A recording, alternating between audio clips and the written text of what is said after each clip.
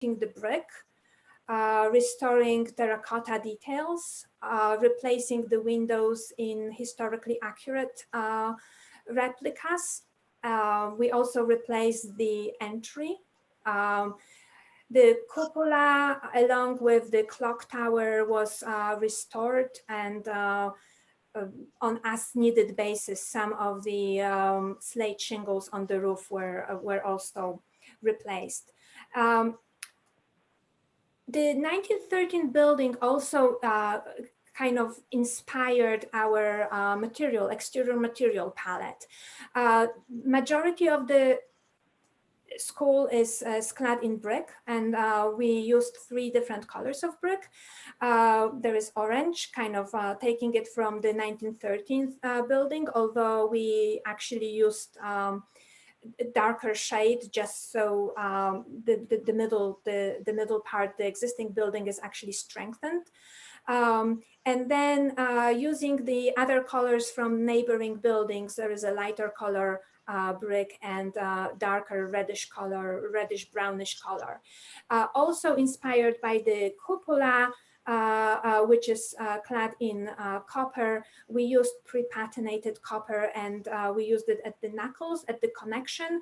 As you've seen on the image that was at the beginning of the slideshow, the playfield elevation uses quite a bit of copper. And it was also used in between the windows along the courtyard. So if we go to the next slide, I wanted to talk about how we came up with the system of rhythms for the windows along the building. So we studied the 1913th building and realized that the windows on the existing building are creating kind of a figures. They grouped together. You could see a group of 4 and a group of 3. There are narrower windows, and sometimes the windows got doubled to create a wider window. So we ended up using 2 different window sizes, slightly wider and narrower. And when I say windows, they're really curtain walls, because we wanted to have a glass from the floor to the ceiling to maximize daylighting, but it's just easier to call them windows. So on the courtyard, the pattern is very calm and in keeping with the structure of the existing building. And we use this rhythm of a wider window than 2 narrower windows that are paired together with the pre-patinated copper to create that reminiscence of the doubled window. But each of those windows, they are stacked on 2 different floors. You could see on the middle diagram, they still create the kind of groupings, figures of 3 that are reflecting the classrooms on the inside. Now, when we move away from the courtyard and go around the building on both of the sides, the window pattern changes, the rhythm changes. We changed the upper level from the lower level, such that if we start with the wider window, then we go narrow, narrow, and it flips on the bottom. So it's narrow, narrow, wide. And that adds a variety and adds to the playfulness of the facade. And at certain moments, there weren't even classrooms on the inside. And then we let the pattern of the windows follow the rooms on the insides. And you could see that on the bottom diagram when they kind of staggered around and end up being quite playful.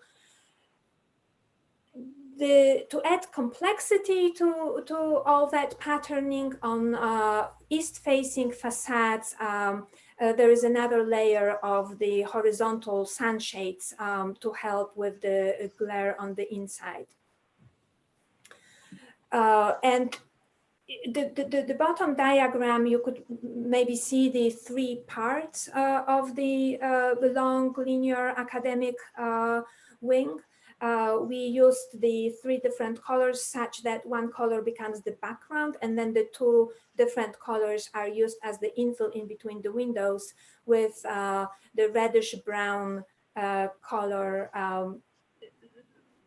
that was left for the stair towers. You could kind of see that on the bottom left photograph. The first form is orange, has an orange background and has the light and darker infill. Then the next form is lighter. So let's go to the next slide. This school is really a community neighborhood school, and most kids either walk to the school, maybe they're taking a ride on a bike or on a scooter, but they come from different spaces, different directions, and therefore the school has 3 different entrances. The public enters only through the main entrance, which is located in the 1913 building along the lawn along the Harvard Street, which is the large commercial street in the area.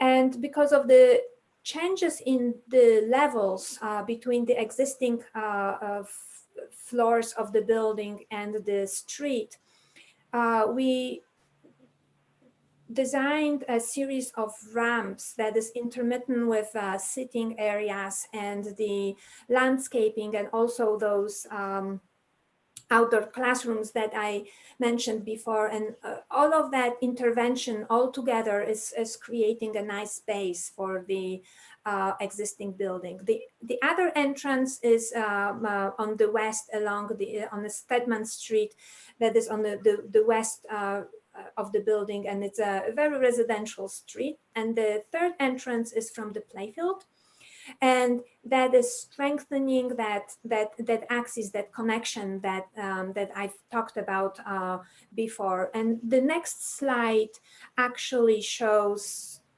the picture on the left is showing the building from the inside, as if you just stepped in past the security vestibule, and this is the renovated inside of the 1913 building, but you're looking out to the outdoors, you're seeing the light and you're seeing the playfields. And the farther you go towards the middle of the building, the views become more and more expansive, and you're being led into that shifted vertical circulation that is leading you through the public spaces. The picture on the right is kind of showing the staircase that is going down to the entrance. Kind of far underneath the staircase, you see the entrance from the playfield. And if you look at the section, you could see how much the ground is stepping down.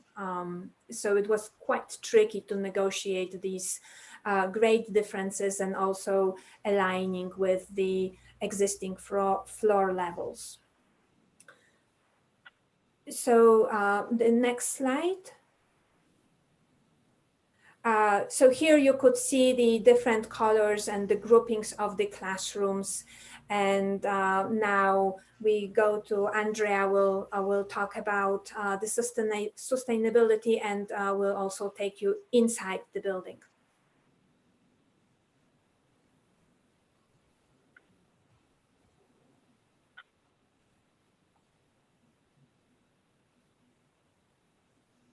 I can't unmute myself. Oh, can you hear me? Okay. Yes. Hi. I'm going to go through a couple quick sustainability stats on this building. As is noted at the beginning, we got to LEED Gold for this project, and some of the ways we achieved that were reducing water and energy by 33%. We've included 85 different species of plants on the site. the roof is PV ready, and if when the PVs are installed, they can produce up to 300 kilowatts of energy. And the EUI for the building is 23.3 kBT per year, which is one of the most efficient buildings in the Commonwealth. And then just to look at lighting, we were able to design the lighting to get it down to 0.43 watts per square foot efficiency. So that's at the time, one of the lower energy use lighting designs we've been able to do. And we actually won a lighting design award for that, for the efficiency of the lighting. Next slide.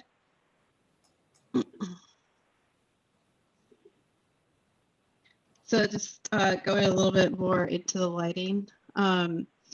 We used all LED fixtures, and we also, as Anya had mentioned, we have these big expanses of glazing that go floor to ceiling in a lot of spaces. So on the right, this is that their entrance lobby space, but you can see there's glass at the end of the corridor past the stair, and we did that in most of our corridor spaces where the ends were full glazing. And then in the interior corridor spaces, we have skylights with some lighting along the edges of those, but that really helped balance out the lighting from the ends of the corridors. And also just to note, in this space particularly, we only had like a little sliver of space to get that skylight in, but it really made a big difference. So it was interesting to see how we could get those skylights in. Another thing about the lighting was how we used it to sort of smooth transitions between the old and the new. So when you entered through the existing historic building, we used linear lights, you could see in that right photo, to sort of guide you from that historic space into the new space and just smooth that transition. Also in that lobby space, you could see where we have borrowed lights, and the frames are different colors. And so this space sort of became like the central community space for the whole school. But the colors come from the different grade level pod areas, which I'll talk about in a little bit. You can see on the left, this is one of the breakout spaces, and it's blue. And so they were all done in different colors like that to signify where you were in the building. But then in the center stair area, we bring all those colors together. Next slide. So here's just a plan, look at quickly to talk about the layout of the building. So the purple area, you could see that's that space we were just looking at. And then the yellow on each side is some of those larger spaces like the multi-purpose room, media center, gym, and cafeteria on the different levels. And then each wing is where we broke down the school into smaller learning communities. And this was important because the school has a population of just over 1,000, and they wanted to be able to bring the scale down a little bit. So first we broke it down into 3 grade groupings. That's K through 2, 3 through 5 in another wing, and then 6 through 8 in a wing on the upper floor. And then further, we broke it down by grade level, and you can see that in the plan that each learning pod by grade there's a dashed line around it. It says 5 classrooms, and each little grade community has a project area and some special education spaces nearby, and some of those are used by the adjacent classrooms, and some they use by the 3 grade groupings. But either way, the adjacency allowed, you know, flexibility and teaming and collaboration between the different groups in the spaces. So this the administration said this way of potting the community or the classrooms has been really successful for them. Next slide. So just looking at some of the classrooms here, you can see, again, we have those full height windows, so it's bringing in a lot of light, lots of daylight. And, you know, even though the plan is similar from floor to floor, we have scaled the spaces appropriately for the grades, so different furniture, obviously. And the project areas were designed differently to be used for how they were used by each of those grade levels. Next slide. And then, so looking at some different spaces, on the left is one of the music rooms. And again, just we have great views with the glazing, and this room, because it has this great view into the trees, is called the Treehouse Room. And then on the right is a project area, and this also has a lot of indoor outdoor observation opportunities. So it's been really great to see, you know, how you could just see what's going on outside, and people outside could kind of see what's going on inside. Next slide.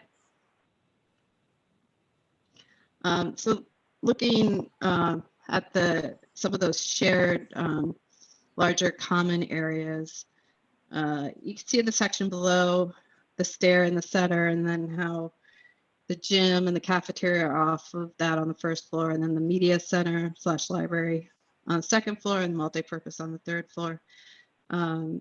So the view of the gym on the left, the sort of soffit area over the main entrance is so the bringing that central circulation space in there into the gym, and through this cube that defines that space. So most of the entrances to these large common areas are off of that central stair that goes through this cube that's wood.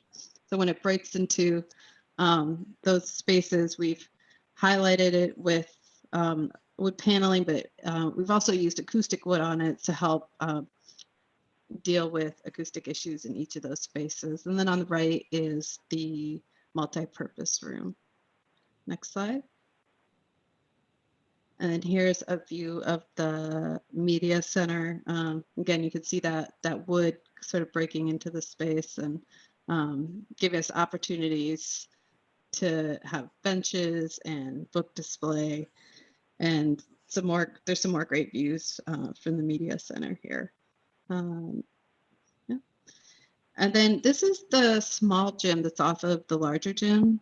And the floor here was really fun because the gym teacher made an origami model of his idea for the flooring, and so got developed into what you see here, which features the school logo, which is a bee, and then the patterning, which looks a little bit like a beehive.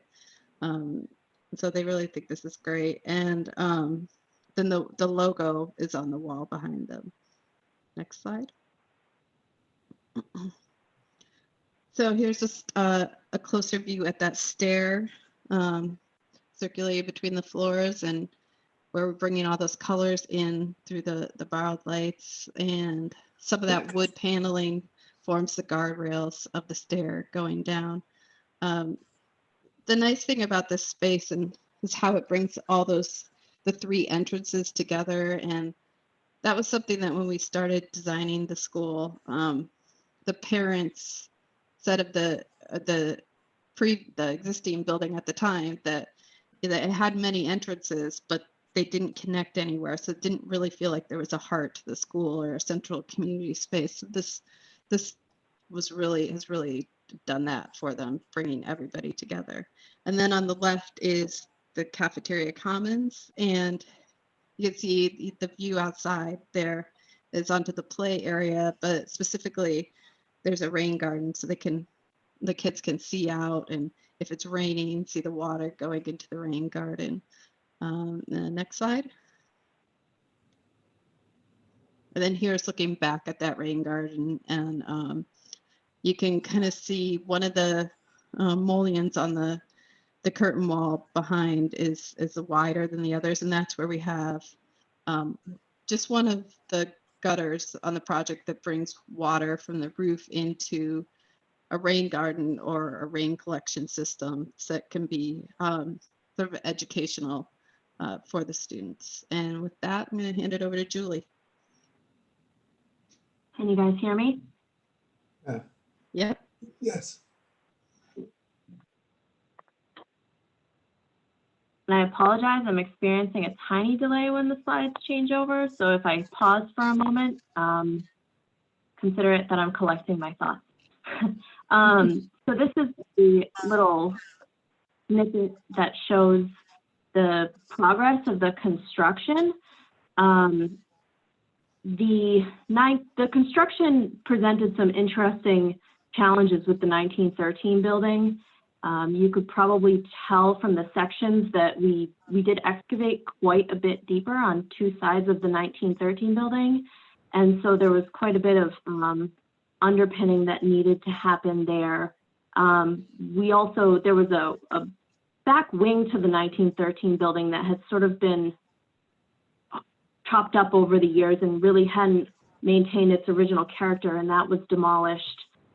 So there was some consideration there as well, but we were actually able to harvest some of the masonry off of that wing to use for some patching that needed to be done on the facade of the 1913 building, as well as that entire facade was repointed to match the original. Another challenge was the sort of southwest corner of the building. We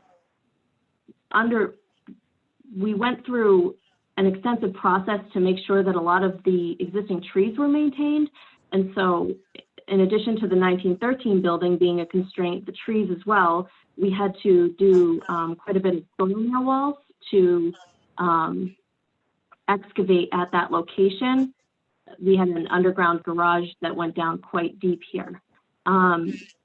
We worked closely with our structural team and our geotechnical team throughout that process and throughout the entire sort of gut reno of the 1913 building to make sure that the structural integrity was maintained. Next slide.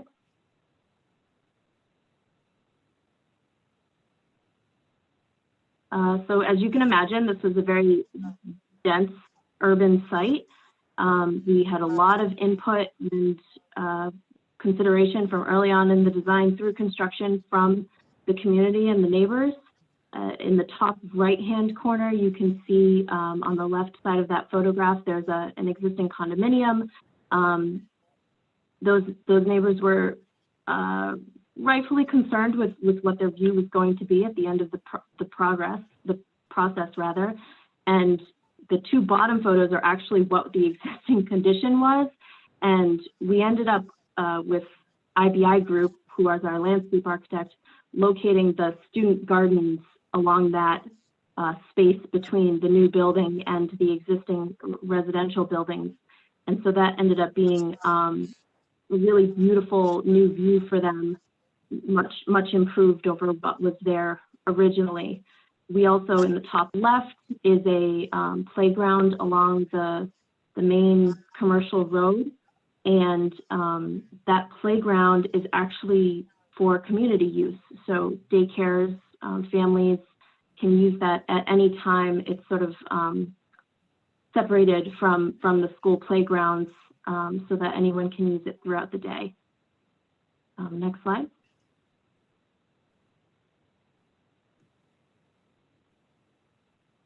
And this is the delay. There we go. This is the playfield side of the building, as we've referred to it. You can see that the playgrounds are sort of separated into three groups, this being a pre-K through 8 school.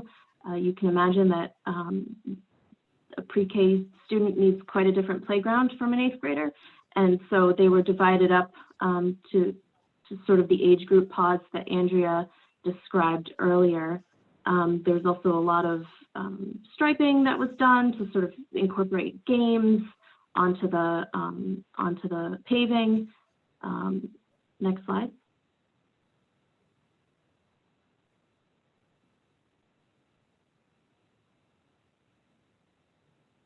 One of the core concepts that we were working with the landscape was that the landscape should be a tool for learning, in addition to, of course, being a beautiful space to play in and to enjoy for the community and the students. And so on the upper left-hand side, as Andrea had mentioned earlier, we have a rain garden that sort of butts right up against the school, and there's downspouts that connect into it. And that's a learning tool for the students to teach about stormwater management. The center photo is the student gardens.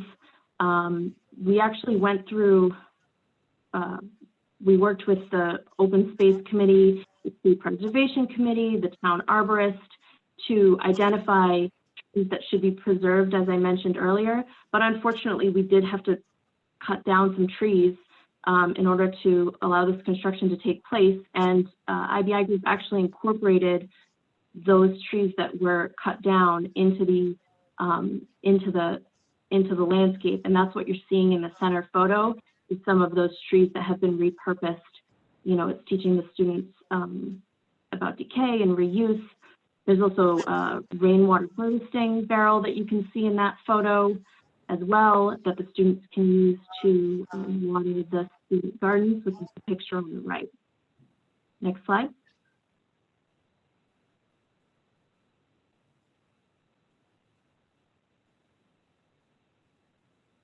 Again, I apologize for the delay. And so the result was, you know, this vibrant, dynamic outdoor space that was both for the students, but also for the community. And I think it was really successful. This is, again, the student gardens, and there were actually quite a bit of native plantings that were used.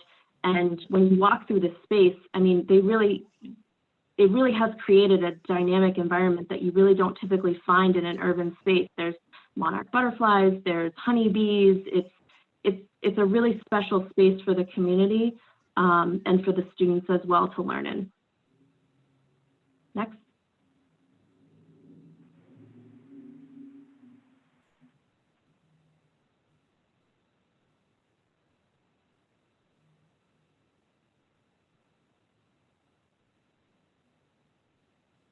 I think Deborah's gonna.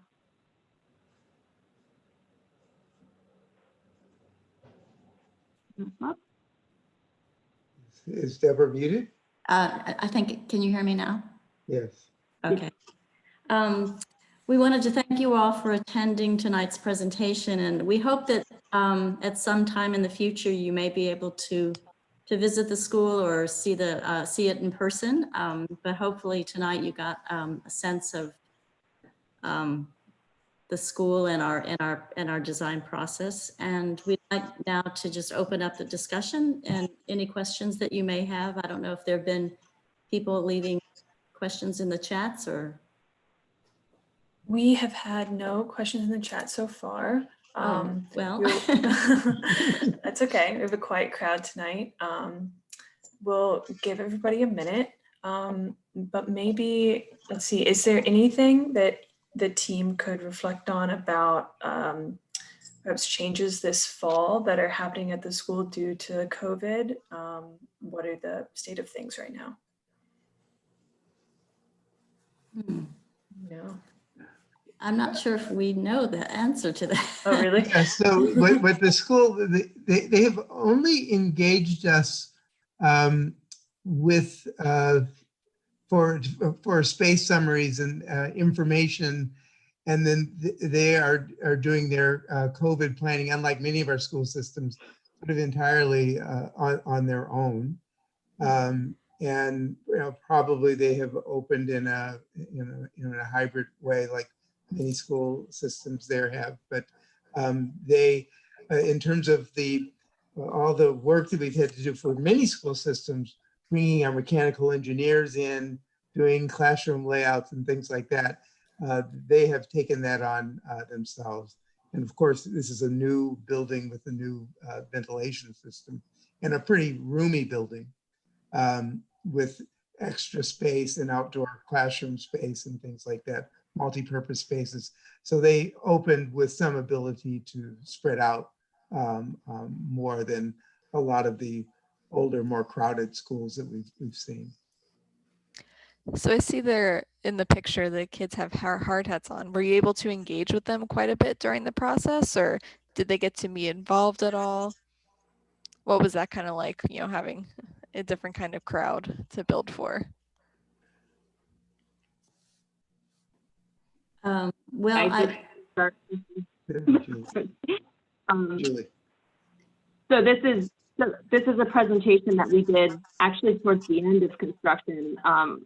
Myself and a woman from Shawmut, Leah, that we presented to the kindergarten class, and we just sort of talked them through, you know, briefly the design process and construction. And Leah's actually a structural engineer, so we kind of did some little experiments with them to talk about, you know, how a beam stays up and things like that. And yeah, as you can see, they had a lot of questions, and they, you know, it was really interesting to hear what they had to say, you know, and to hear what their ideas were for what a perfect school would be for them. I bet they had some creative ideas, I'm sure.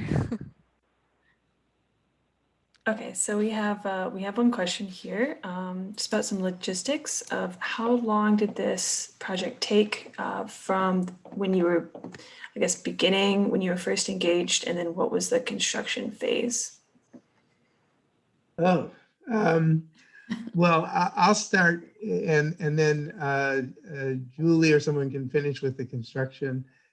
We started this project, I'm not sure how many years ago, but it was a good while ago, and with us, the entity that funds a lot of, or partially funds a lot of school projects in Massachusetts is the MSBA, as many of you know, the Mass School Building Authority. And so we actually were brought onto the project before they engaged with the MSBA for funding, to just sort of do a feasibility study of whether there was a possibility of expanding this school on its current site, because it was a pretty crowded site. And then, and Deborah, do you remember what year that was? Oh, 2015, I think was okay. Something like that. It seems like it had to be a little bit earlier than that, maybe 14, but I'm not sure. And and then we came on to do a study of the school, for the school itself, through the MSBA. But then before the MSBA wanted us to go ahead, they asked us to do a sort of a master planning study for the whole town. It sort of delayed things for a while to make sure that this one school was fitting in with a larger plan for all of their, I think, 8 elementary schools. Yeah, there are 8 elementary schools. And then eventually we started on the formal design portion of the project, and construction began in, no, I think it took 30 months of construction, I think is what the time period was.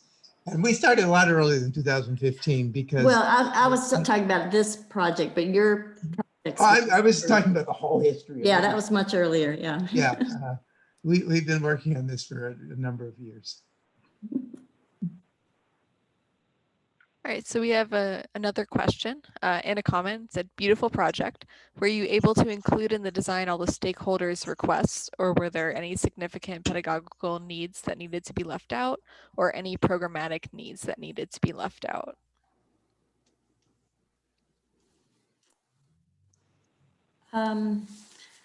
I think it's fair to say that we had a very engaged client, and we and they were very helpful to bring in how they wanted to teach, and particularly the use of the open space and how that was to be programmed for all the various outdoor learning opportunities. That was very much informed and driven by a very dedicated group of teachers and open space people. I think that, I mean, we did quite a bit of programming, so I can't think of anything that was, I mean, I think we were able to incorporate all the program requests, and I think this whole concept that we worked with the school to develop in terms of the smaller neighborhoods, that was there was a lot of active engagement with the client about that and the structure and how to make sure that that the neighborhoods all had the adjacencies of the specialist and the project areas. So I think if anybody else wants to say anything, but I feel like we. Well, yeah, I'll just add to that, because there were some spaces that were unusual for this sort of elementary school that we had to really work hard with the town in order to convince the MSBA that it was worth funding it. And like the multi-purpose room was a space that is not usually provided in the Massachusetts elementary school, but it was a part of the program for all of their elementary schools. And so the MSBA was eventually convinced about that. The other thing that was kind of difficult to work in, but we did, was parking, because it was a tight urban site, and it's a really heavily used urban site, and we didn't want to eat up half the site with a surface parking lot. And so the old 1974 building that had to be demolished had a parking garage sort of semi-underground underneath it. And even though you almost never see this in a public school building, we were confronted with a big hole and didn't quite know an economical way of filling it, because bringing in that amount of soil was expensive. And if you were building the new building up on piles or up on long columns or something like that, well, you may as well park underneath it. And so we were able to provide some of the parking that was required for the site underneath the building without eating up any of the very valuable acreage.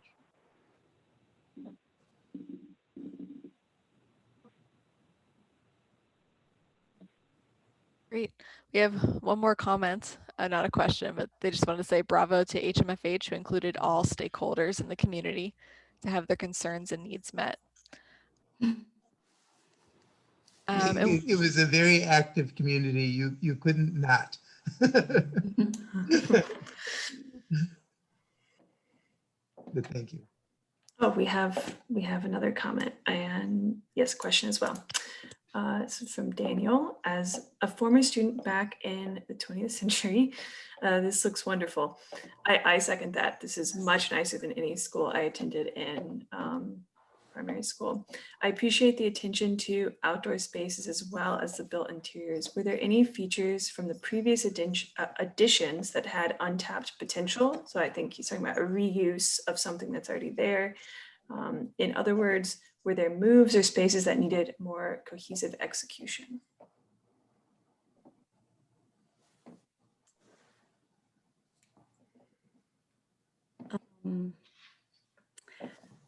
Well, I think it's fair to say that some of the organization of the plan may have been a reaction to some problems that were existing in the existing building. It was very things were very dispersed, and as we said, as Andrea mentioned earlier, there were lots of points of entry, and there just wasn't really a heart of the school. And so in a way, I think we were sort of solving problems that the school was experiencing, and that sort of helped guide how to, to solve those problems. Features that I mean, I think, you know, we were trying to preserve the 1913 building as much as possible, but it had been very much dismantled in some previous renovations. So using that space because of the smaller scale, using those spaces for administrative spaces, kind of at least made it appropriately sized spaces for the size of the you know, the windows or the of the space. So we did try to hang on to that from the original building as much as we could. Yeah, that building had a lot of little masonry walls that we had to preserve because it was part of holding up the building. Right. It was sort of said that we preserved the facade, but we actually preserved the whole building. It's just that we then engulfed the building on all three sides except for that front facade that you see. But there was a complicated little masonry, you know, gravity load masonry building that was chopped into lots of little spaces that make, as Deborah said, using that for administration and smaller spaces as opposed to classrooms and things really sort of worked out well for us.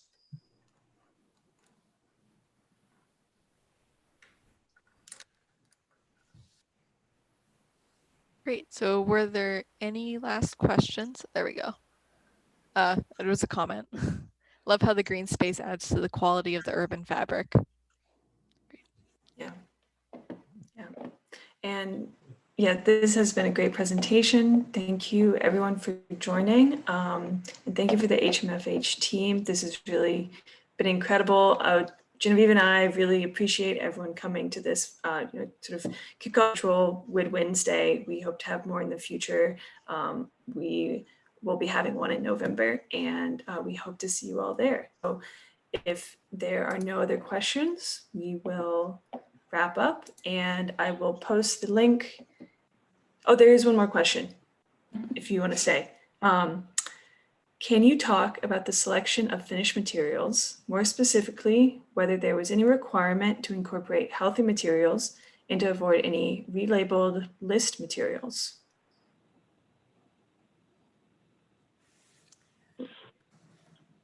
Well, that's kind of part of our, when we select materials, that's certainly part of our evaluation of materials that go into our schools, particularly since the age group of the students, you know, of the people that are in this space. So